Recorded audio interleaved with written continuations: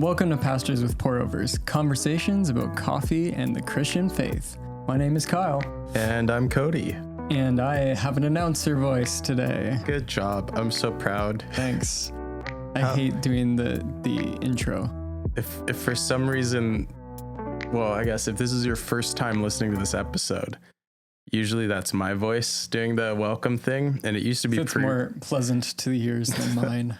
No, initially I just did it, and then we were using the pre-recorded, and then we switched to doing it live each time.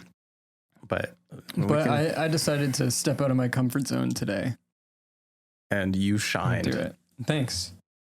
I appreciate that. So today, what is this? We got pumpkin spice lattes. Yes. Because fall is in full effect, and we needed to conform.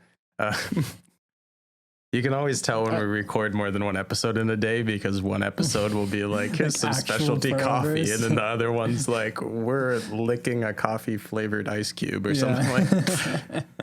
Yeah, we just went to Starbucks to get these. I think this is literally maybe my second pumpkin spice latte in my life.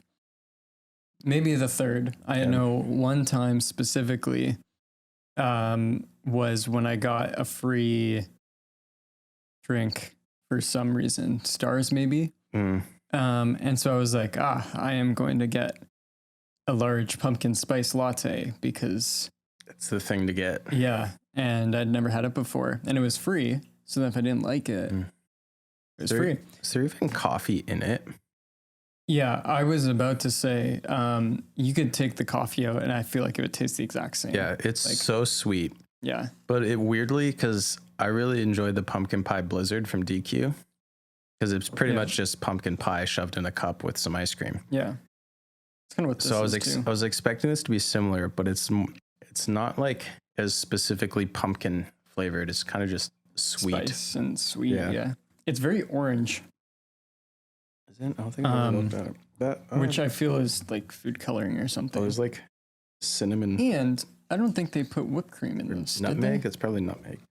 Don't they usually put whipped cream in these? Okay, so I worked at Starbucks. I think I ruined it when I went up and I said, hey, do you have my mobile order? She was holding the whipped cream, and then she handed me the cup, and that's when she sighed.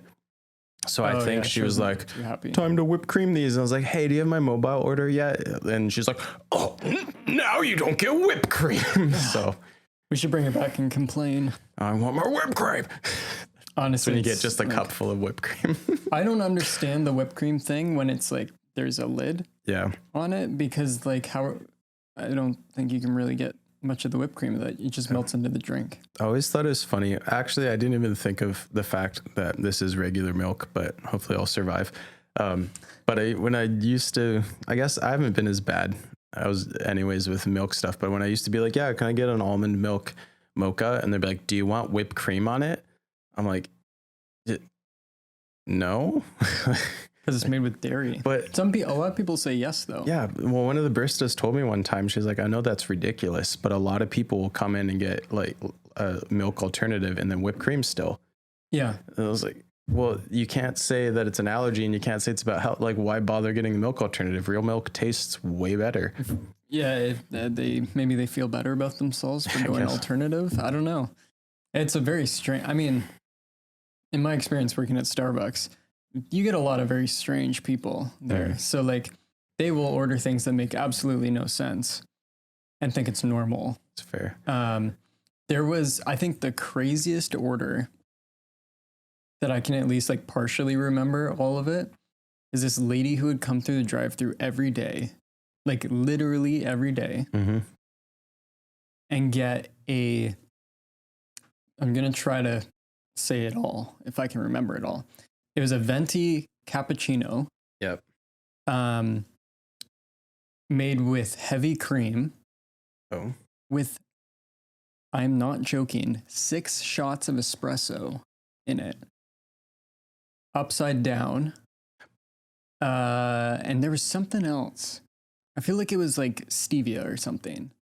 But like 6 shots of espresso and heavy cream.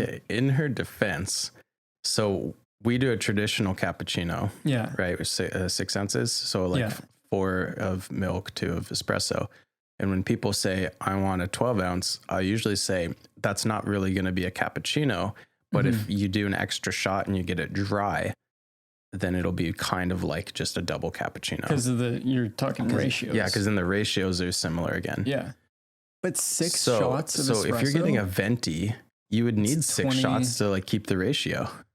Actually, it's probably not even enough. You probably need like 7 shots in a 20. I don't know. But like, if you talk about a cappuccino as a ratio, sure. Yeah.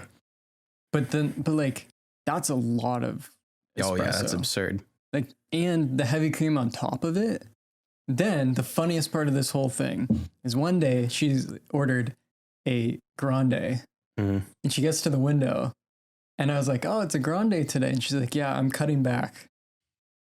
I'm cutting back to be healthier. Did she still get 6 shots? I can't remember, but it was like, I was just like, oh my goodness. Like, that's like, I don't know what, 4 ounces difference. Well, She's cutting back. Like, it just absolutely absurd drink. And it's like, I don't know how you came up with that or why you think that's a good idea. That was definitely, so the heavy cream thing, there's a guy one time, he's like, yeah, can I get a 16 ounce latte breve? And I was like, excuse me, you know that means, I was at the bar, so I wasn't the one taking his order, but I was like, excuse me, sir, you know that means made with cream, right? He's like, yes. I was like, all right, it's your heartburn. if you want to die, be my guest. I know. That's yeah. And then heavy cream on top of that is what this lady got. So like more than that in heavy cream. Like I blew my mind to that. Like every day she was there. I was like, and it's like $7 or whatever for this drink. Like whatever it is. Like, wow. Wild. Speaking of very strange people. Pastors are very strange, aren't they? Yeah, it's true. Where you were going that's what I was gonna do. We're in the second part of an episode called Pastors Are Not Professionals. If you missed the last episode, we just talked about sort of this, I almost said anomaly, but it's not. It's pretty mainstream. This issue, I guess, that we've observed where a lot of pastors are starting to act more like corporate CEOs or like celebrities, and churches are starting to function more like big corporations, like they're a McDonald's or a Walmart more than they are an actual church. And we just talked about some of the issues that we see and why we think they're issues, but we wanted to kind of follow that up with just talking about what is a pastor? Like, what does scripture say? So today will be a little bit more of like a Bible study episode almost. We're just going to dive into scripture and the theology. Always a good place to start your Bibles. A pastor is. Yeah. So we don't have like script, not that we ever have a script anyways, but we're just going to go through some of the passages that specifically talk about the qualifications of an elder or an overseer is usually the word used in scripture. And we think it's important too, because like, I don't know if any pastors listen. I think I know of one, at least, but, welcome back. But like, even if you're not a pastor and stuff, like, I feel like in sermons like that, where people are like, this is, the pastor's duty or whatever, right? Or like Mother's Day sermons, like good moms or blah, blah, blah, like how to be a good mom. It's always like important for the person they're addressing. So like, what is a pastor? Like good for pastors to know, but also good for like people who aren't pastors to know, like, what do the scriptures say about what a pastor is, what a pastor is supposed to be. Cause we're called to discern those things. So I think it's good. Like one of our big goals in doing this is to help people kind of understand what they believe and to affirm like the theology they hold, whether you agree with us or not. We just want you to know what you believe. And I think it's important to know then what a pastor is. So you can explain it if someone's like, why are you listening to this guy? He's not your boss. He's not your dad, but also just for yourself. So you can know what kind of relationship you should have and how a pastor should be acting and how you should be relating to a pastor. Like it's helpful to your Christian life. Exactly. Let's get going. Yeah. Passage number 1. Yeah. Let's start with last week we read 1 Peter 5. So we're going to start with that. I'm going to read it. I'm in ESV here. Starting in verse 1 says, "So I exhort the elders among you, as a fellow elder and a witness of the sufferings of Christ, as well as a partaker in the glory that is going to be revealed. Shepherd the flock of God that is among you, exercising oversight, not under compulsion, but willingly, as God would have you, not for shameful gain, but eagerly, not domineering over those in your charge, but being examples to the flock." So what do we see in that? What do we see? Well, number one, and I think we talked about this quite a bit last time, but shepherd the flock among you is the first one. And specifically, we pointed out like the flock that is among you, the flock that you've been given. You shared that quote from Jared Wilson last time. But the flock that you've been given, where you are, and as they are as well. Yeah. I think last time I sort of thought of, and I'm not married, so maybe you can speak to this more clearly than I could, but it's sort of like love the wife you have, not the woman that you wish she was. Yeah. Type thing. Like it's you shepherd the people that are there and how they are. Like you don't shepherd, like if you wish that your congregation was all like high level executives that could tithe massive amounts of money, you don't start pastoring as if that's a congregation you have. You pastor the people that you have. So if your congregation is all blue collar McDonald's workers, you pastor as if you're pastoring blue collar because you are. That's the flock that you have. Yeah. Yeah. And that's, I haven't really done much marital counseling at all, really, but I will say some of the things that, when it comes to husband-wife relationship specifically, is that like a lot of the struggles and a lot of the like when there's kind of a rocky relationship happening in that is because you have expectations for your wife or for your husband. And it's like, well, I want you to be like this. I want you to be more like this. And then they're not living up to your expectations or whatever. And one of the things that you have to start seeing is like, okay, your wife's not perfect. Surprise. Like no one is. Guess what? You aren't either. Like I do tons of stuff that annoys Brittany. One of the things that I'll reveal to everyone here to be transparent. When you come to the table and offer cookies like you're a butler. How's that? I don't know. That was so funny. They had me over for lunch and afterwards, and I think what was funniest to me is I'd look down and then I hear cookie and I look up and you're just standing there offering me this jar of cookies. And for some reason, Brittany didn't love that. She thought I was weird, which I guess I am. But one of the things that the bread clips on like bagel bags and like bread bags and stuff. Sometimes I'll like open it up to have my bagel in the morning and then I'll put the bread clip on the counter. Yeah. And then I just like to put it away. I just kind of spin the bag and put it back in and I leave the bread clip on the counter, or I'll throw out the bag because it's done, but the bread clip's still on the counter from when I took it off. And she finds that super annoying.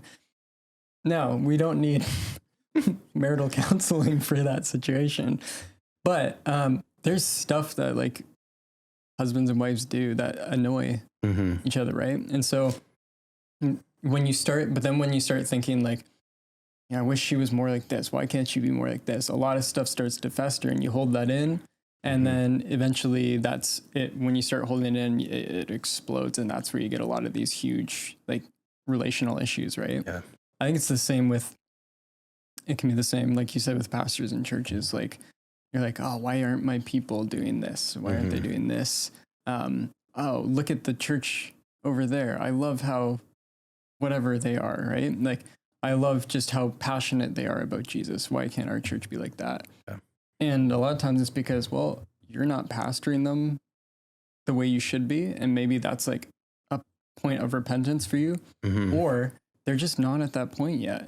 They're not at that point in their sanctification. So we need to like get to work and shepherd them where they are and bring them along. Kind of to that, again, the book that we referenced last week, Jared Wilson's Pastor's Justification, he talks about how as a pastor, our priority is actually to work on ourselves and our own holiness first. Because he says whatever I just had this in a different note for my personal notes. So many notes. But he says, whatever you are, your church will eventually become, whether that's loudmouth or graceless, whether that's patient or hospitable. Your leadership will set the tone of the community's discipleship culture. So there's also that aspect of, oh, my church isn't hospitable. Are you hospitable? Have you invited people over? Are you creating that? And really, if that's how you create a change, if you really want to see a change, is by leading. And that's, I think, the next point is exercising oversight. And I was thinking of it like, because we've been watching Ted Lasso, one of the best TV shows. Definitely at least PG-13, just to make it clear. But yeah, it's this guy who's a coach, and he's a great coach, even though he doesn't know anything about soccer or football, which he's coaching. But I was thinking, like, a pastor, when we talk about pastor, CEO, or like, we often treat it like management, whereas it's more like coaching. It's more like leadership. Like, you're on the field, you're there, you're in the locker room, you smell like their sweat. Right. And that's how you're exercising oversight. You're not up in an office sending down messages and being like, I hope this lands. I hope this. You're not the general manager. Yeah. You're the floor manager. You're the one who's there, and you're working with people. You're seeing what's happening. You're overseeing, exercising oversight in that regard. Yeah. And what often will happen to keep the coaching analogy going is he'll be on the side of the field or the rink or whatever, and he'll tell them to be doing plays and practice. And then when he sees something specific in a player, he'll go right up to that player and be like, okay, here's what I saw you do. Here's how you change things up. It's a sign of a good coach, because he's seen where all his players are at. Yep. And he's like picking out guys where he's like, I want you to do this. And then it gets to like leadership, and it's like, hey, you have a lot of leadership potential, and you take them aside and talk about like that. It's exercising that oversight. And even in that, like Ted Lasso again, maybe a great analogy that we haven't even gone into before. But there's a player on the team who has he has a lot of family issues, right? And so there's scenes where you see him see these family relationships and how rocky they are. And Ted is just almost like the good father that this player needed, right? Yeah. So he's like exercising that oversight and like giving him what he needs as a player to become a better person, not just a better player. It's funny, since you've said that, I feel like Ted Lasso, and it's very clearly not Christian. Like, they make passing remarks that it seems the character Ted is atheistic and stuff like that.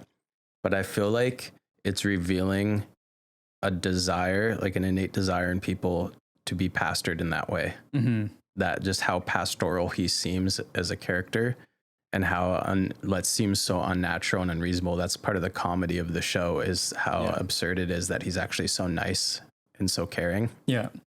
But he may not know anything about the sport, but he really cares about his people, and he's really involved in their lives, like overly involved in their lives.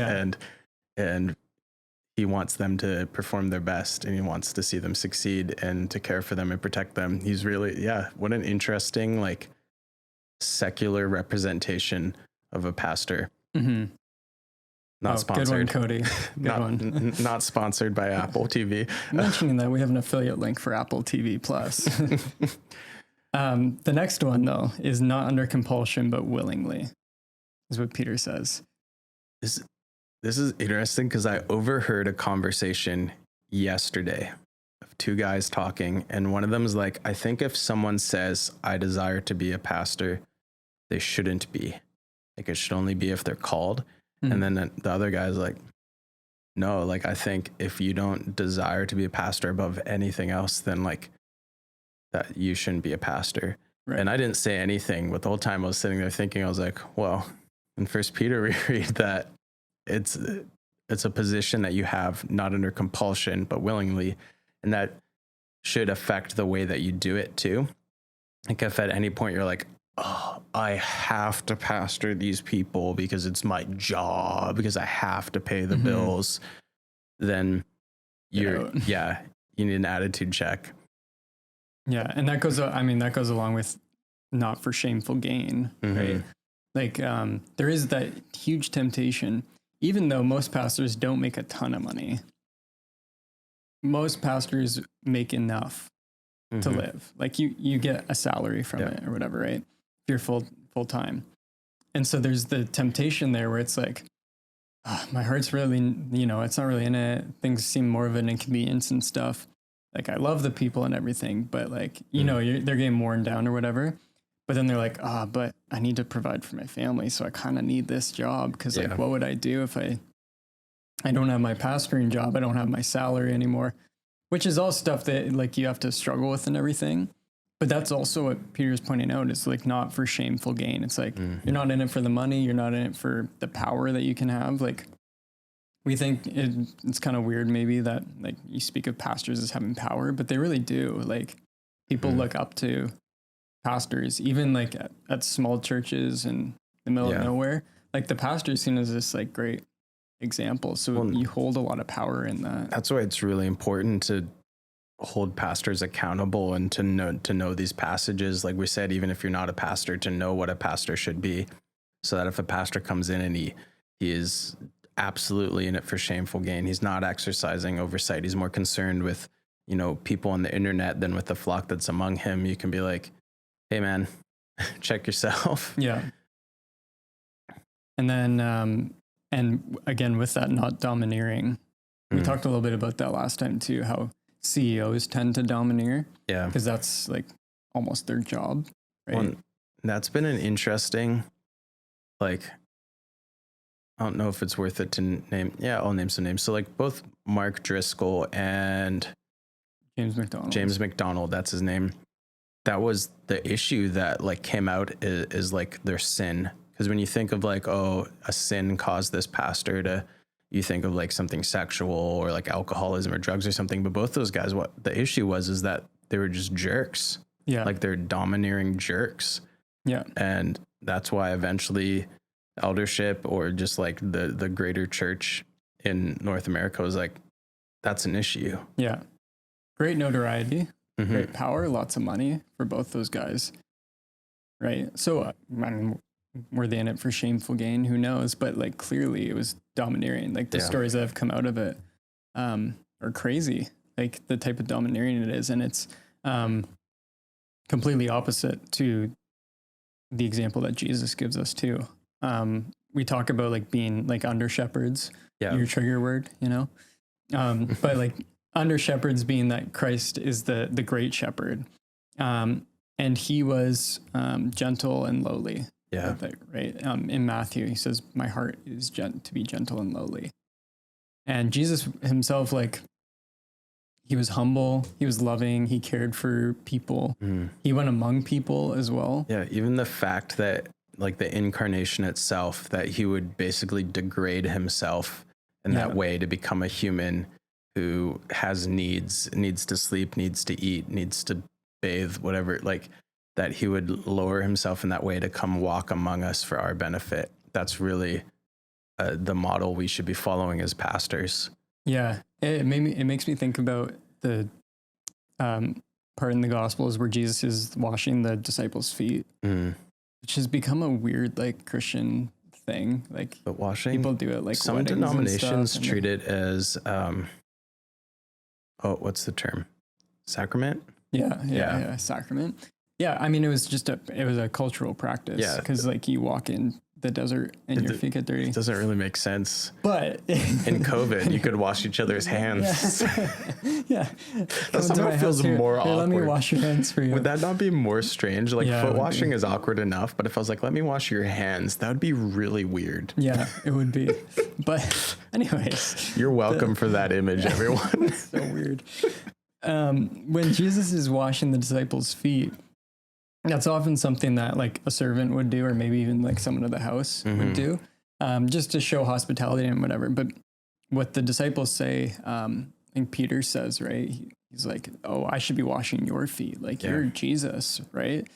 And he's like, "No, I'm here to wash your feet. I'm here to serve you. I'm here to be among you." Yeah. And oftentimes, what ends up happening is like, "Oh, he's the pastor. Like we can't bother him with like the gym needs to be mopped. We can't get the pastor to possibly do that. Yeah. We need to clean up the chairs from the potluck. Oh, the pastor can't do that, right? And it's just this weird thing that like a pastor should be willing to like clean the toilets and stack chairs and everything. What's funny to me, so there is a church I was a part of for quite a while that there's like this myth, this legend of the time that the lead pastor mopped the floor when the dishwasher flooded. Oh man. But everyone was like, that's how we knew he was a man of high character. And I'm like, that is a good thing. Yeah. Like, I'd be really concerned if he didn't. Yeah. But I'm like, man, what is our standard like for like, and he is a great guy. Like water's gushing out of the dishwasher. He gets on his phone and he's like, janitor, could you need you down at the church right imagine? Now. Pastors are ultimately servants. And I think that's like when we get into other aspects of our theology of church and things, that's really important to understand that pastor is in an elevated role. It's not like, oh, hail the pastor. It's a servant role. It's a servant role with a lot of responsibility, and it's a high calling. Yeah, it's a role we submit to because of their calling and responsibility, but they're ultimately servants. Yeah. You have written here in our notes, which you said we didn't have notes, so I'm calling you out for lying. I said we don't have script. True. I think is this from Jared Wilson? Yeah, it's Jared Wilson again. So he says, I think I have a pastor crush on Jared Wilson. Yeah, we're really promoting him right now. But he writes in his book, don't use your kingly gift to justify outsourcing the priestly work required of you. Pastors are often spoken of as like, there's the prophet, priest, king, which I don't really know where it came from, but it seems to be just like this given that like, that's kind of part of pastoral duty. It's a Bible college thing. No one who hasn't gone to Bible college has any idea what that is. I know. But basically what he's saying is like, don't use your kingly gift as being like that, you're that leader in the church to outsource all the priestly work. So like someone calls, because their wife's in the hospital and they want you to come pray for them or just to let you know, even it's like, oh, we'll send Bob over to the hospital. And then, which can be done. Like I know of churches where it's like, there's like an elder board, like they believe in a plurality of elders. And so it's like, oh, hey, this family just called, just letting you know, because they've kind of like taken them under their care, right? So what he's saying is like the pastor who's like, I'm too busy to go to the hospital. I'm too busy to do this. So I'm going to get this person to do it. And you're just directing people to go out. And that's where we said last episode, really the best model for churches is to have more small churches as opposed to big ones, because then you can have pastors that like take the time to go to the hospital and visit people or have elders that can. And it doesn't have to all fall on one person. Like plurality of eldership is biblical, first of all, but it also is just practical. Yeah. And even what I said, like whatever, what was that quote? Whatever you are, your church will eventually become. Having a plurality of eldership protects from like if I was the only influence on a group of people, they would probably all swear at video games. Like, I don't know, like there's something like, I'm not perfect. So then they'd pick up my imperfections too. Yeah. Whereas having like a plurality of elders, you're going to have people that are super kind and gentle, and then that's going to influence your congregation and stuff like that. Exactly. And all in all, I mean, I think all of this is pointing to being an example to the flock, is what Peter ends with there in that passage. That's what a pastor is called to be. Like when I'm looking for a pastor or have looked for a pastor in my life or whatever, or been in a church or whatever, I'm always looking at the pastor to be an example. Not that he's perfect, but even in his moments where he sins and you see his imperfection and his failings, that he shows that the grace of the gospel in it. You don't need pastors to be like the perfect example. Like he can never sin and he can never do no wrong. It's not going to happen. Yeah. But being an example in everything in godliness and in your failings as well.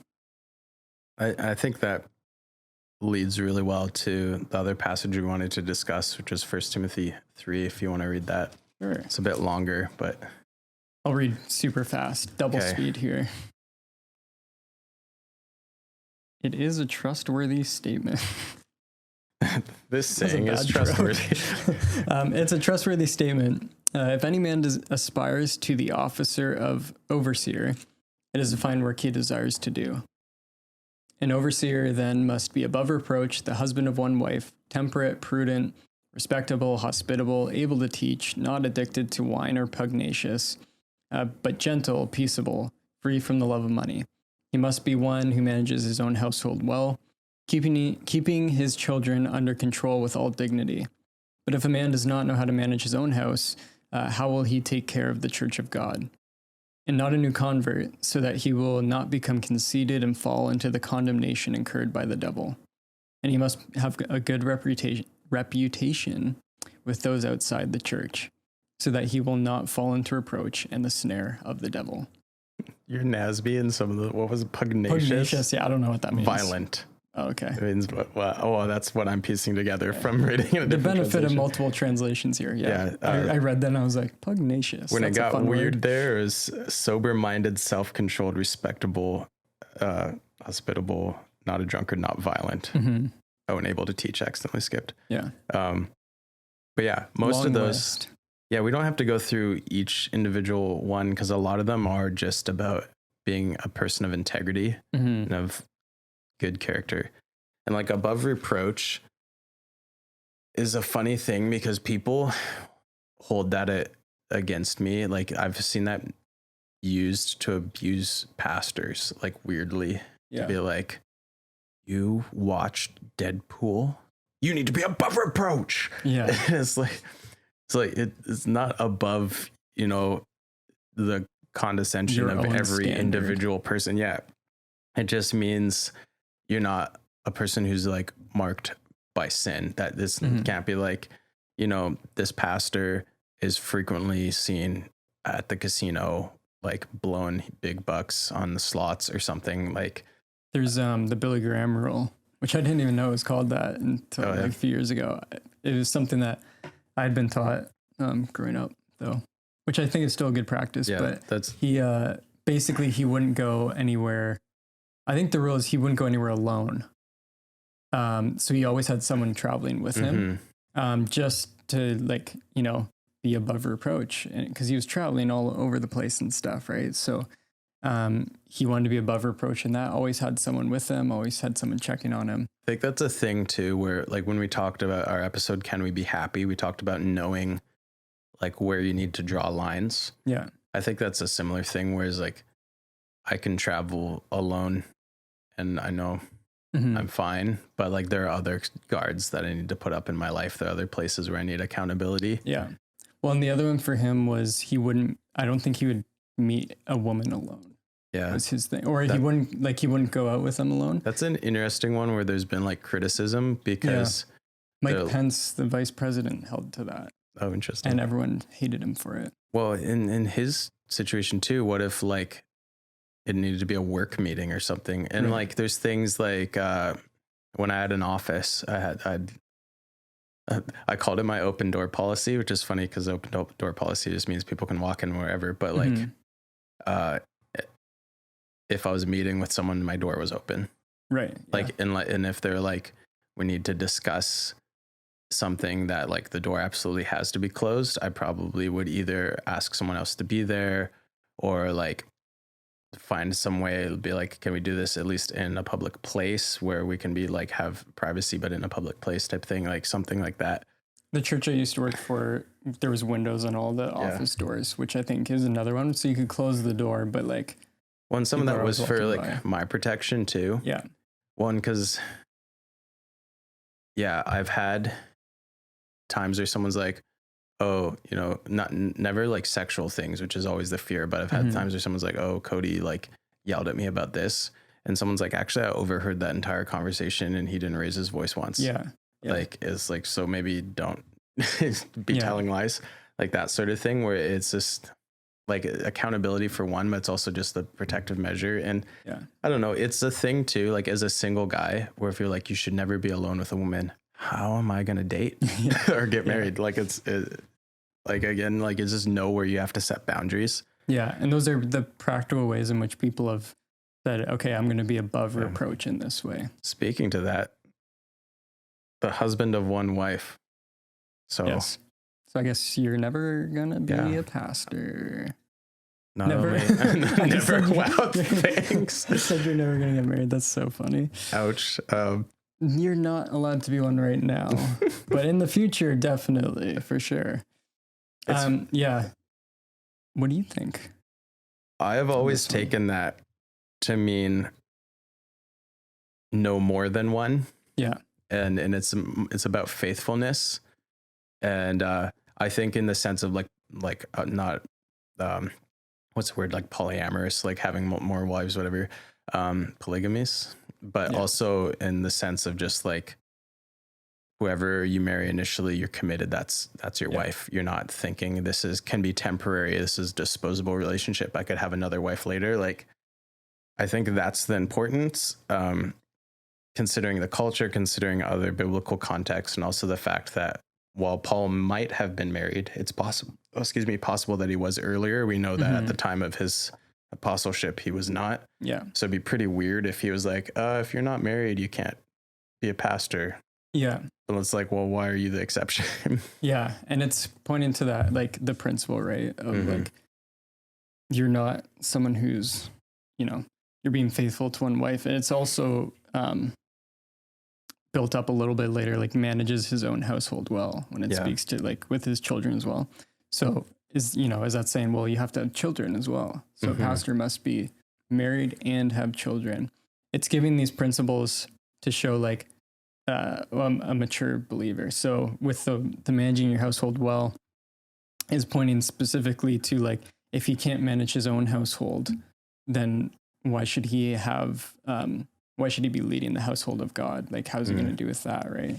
And that's what that's pointing to. But it's pointing to a faithfulness and a responsibility that you have to be a good husband, be a good father, in that. So it's not like these specific requirements of like, you must be married, you must have children. And there's like, with all these though, there's a ton of them. So we're kind of just picking out the highlights of these. Like sober-minded, self-controlled, respectable. Those, like I said, integrity. Yeah, exactly. Like those speak for themselves. I hope we don't have to explain. Yeah, I mean, even again, like hospitable, right? Does that mean you have to have someone living in your basement at all times and to be hospitable, or always have someone over once a week to have a meal, that kind of thing? It's the attitude that you have, right? I remember if I heard it somewhere, if I read it somewhere, but I remember one pastor is explaining that you can be a hospitable outside of your home, which like, so I live with roommates. So from like, if I had random people over all the time, like if I was bringing in homeless people, that ironically would not be hospitable to my roommates. Right. Like that wouldn't be kind to them. But you can be hospitable just in the way that you act in the world. Like, are you welcoming? Are you treating people in a way that they're welcoming your presence is, I think, maybe the way to put it. Like, do people feel welcome being with you? Yeah. Are you being hospitable in that way? Yeah. I think one of the final one we can pick out of this one is able to teach. Yeah. The one skill that a pastor is, I can say it like that. The one skill that the Bible says a pastor should have is to be able to teach. Yeah. Everything else is character related, which is jumping off of our last episode, right? We look at charisma often more than character. When it comes to the Bible, it's like all character based. And then there's one he must be also able to teach. He needs to be able to teach people well. When in Titus, he goes into kind of more detail. So Titus chapter 1, verses 5-9 is virtually the exact same list. It's worded slightly different, but it's the same thing just being given to the pastor Titus instead of to Timothy. But in verse 9, he says, he must hold firm to the trustworthy word as taught, so that he may be able to give instruction in sound doctrine and also to rebuke those who contradict it. Like a pastor needs to know what he believes. Mm-hmm. He needs to get it, to have a depth of knowledge and to be secure enough in it that he can teach it and can correct it. Yeah. And that's one of the ways in which he's being an example to the flock. Like all these kind of end up working together, right? But he's being an example in that he knows what the scriptures have to say. He's ordering his life by that, and he's teaching others to do the same, right? Mm-hmm. And so, I mean, it's a skill that a teacher's supposed to have. That doesn't mean they have to be a super dynamic speaker or anything, but able to teach. Like, again, this isn't just talking about the lead pastor. It's talking about the elders of the church. Mm-hmm. So even like lay elders, people that are set up as lay elders, they should be able to teach. Yeah. They don't have to be incredible, like on the main stage or whatever, but like in a Bible study in a community group or whatever, like you should be able to teach in some way. Yeah. Well, I think we know a guy who's very like has a deep understanding, is able to communicate that, but also just has a really hard time like organizing his words to speak in a public setting. Right. And like still able to teach, not going to be the lead pastor, not going to be a preacher, but like qualified for eldership. Exactly. And because the character's there, right? The character's there, and there's also that like knowledge and an ability to teach in some way. The ability to communicate knowledge proves like that you have it in a way. Yeah. Like, oh, what is it?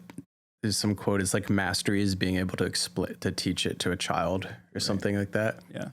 Which I think is something that, I mean, this is one of the comments we get, which is great that we explain things clearly. But I think of my dad, is an IT technician and brilliant mind. Like it just absolutely blows my mind, the stuff he knows about computers and the way he can like process numbers and stuff.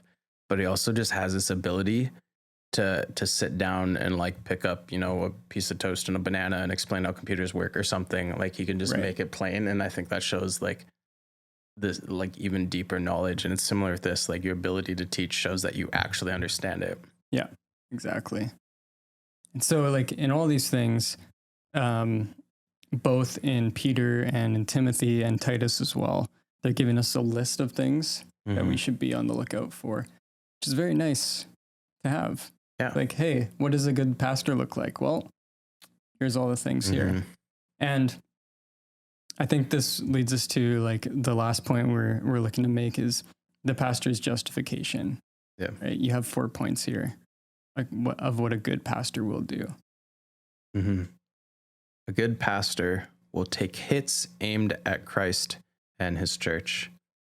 To elaborate, I said a good pastor isn't defensive, isn't gonna duck and weave, try and avoid like any criticism or assault. He is on the front line and he knows it. One of the jobs of a shepherd is to protect his sheep, right? We talk about wolves coming in, like not even just in the biblical sense talking about pastors, but like literal shepherds with sheep. He's protecting them against any type of danger. Good pastor will risk his reputation to fraternize, fun word, with sinners. Nice. Yeah, this is an interesting one that you mentioned, but it actually goes well with like for the First Timothy passage, well thought of by outsiders. Yeah. He's willing. I mean, we see it in the life of Jesus. People use this all the time to be like, well, Jesus hung out with sinners, right? To kind of justify some things that they're doing. What he's saying and getting at here at this point is like, you're willing to risk your reputation to be around sinners and to bring them to Christ. Do you ever see that video clip of the like televangelist guy who's talking about why he needs a private jet? And he's I was in coach and I was like, I'm in this tube full of demons. And I was like, I can't be in there. I need to have my own private jet. I'm like, if you can't be among sinners, why do you think you're a pastor? Exactly. Number 3. Third point, a good pastor will keep a close watch on his life and doctrine, which is sort of what we've been getting at. A good pastor is always learning. I'll say that. Yeah. Like I think a pastor who thinks I don't need to read anymore, I don't need to study anymore, I figured it out, should probably retire. Yeah. Like a good pastor needs to always be learning and refining and correcting back to scripture, keeping a close watch on his doctrine and on the way that he's living. Is he actually living out that doctrine? Like if I'm saying, you know, be gentle and lowly as Jesus is, am I being gentle and lowly? Like, yeah, do those things align? And often they won't, which is the final point. A good pastor will be a good repenter. Mm-hmm. Good pastor will recognize his sin and his failings and will constantly be returning to the feet of Jesus. Yeah. Willing to also even go up on stage sometimes and admit mistakes. Mm-hmm. This doesn't mean like in every sermon, pastor has to get up there and be like, okay, today I'm preaching on love and I'm going to repent right now because I've been unloving this week and still. But a pattern of repentance in his own life. And when he messes up, he's willing to admit it, and he's like humble to go whoever he's sinned against and ask for forgiveness. I think that's so. I mentioned it before, but like we're not looking at pastors to be perfect, but to be examples, even in their failings, to show the grace of the gospel. And being a good repenter shows that like you truly believe you can come to Christ in your failings and seek his forgiveness. And we need examples of that. Like we need people who are good repenters to show us what it truly means to take the gospel seriously and to believe in it. Well, that's all I got. I'm almost done my pumpkin spice latte. It's about the part where it's like just the syrup in the bottom. Yeah, it's kind of gross. I don't know if I'm going to finish this off, but it's like the orange color really kind of, I don't know. I feel like my mouth's going to be just orange now. Yeah. But more and more as I drink it, it's basically just like drinking a pumpkin pie. That's true. I do like pumpkin pie though. Yeah. It's definitely one of my favorite fall things. I wish we could have it all year, but it just wouldn't feel right to have a pumpkin pie in spring. I really enjoy, this is going to be weirdly specific, but if you go to, I think it's like an Extra Foods or Superstore, which is a Canadian grocery store, they have the like really cheap pies and their pumpkin pie. It's like a little bit sour. Oh, something about it, but you put a little bit of vanilla ice cream on that. It's amazing. Perfect. Wow. It's amazing. Okay. Best thing. Everyone go to the Superstore this weekend and do that. Anyways, we hope that this has been encouraging, informative, entertaining, whatever you're hoping to get from this. Let us know if we're wrong about anything or if there's anything we should have added to this. This is, I mean, again, like there's a lot of stuff in these passages and you could go on each of them and talk about them. There's literally books about it. Yeah. So go read a book about it. Read a Instead book. Of listening to us ramble on about all these things. Such a good, like, dismissive. Go read a book. Yeah. And while you're at it, like, subscribe, follow, share. Do all of those things for us. Write a review. Because we're friends, because you come every week and listen to us. So now you are officially friends of ours. It's true. Congratulations. We'll see you next week, friends.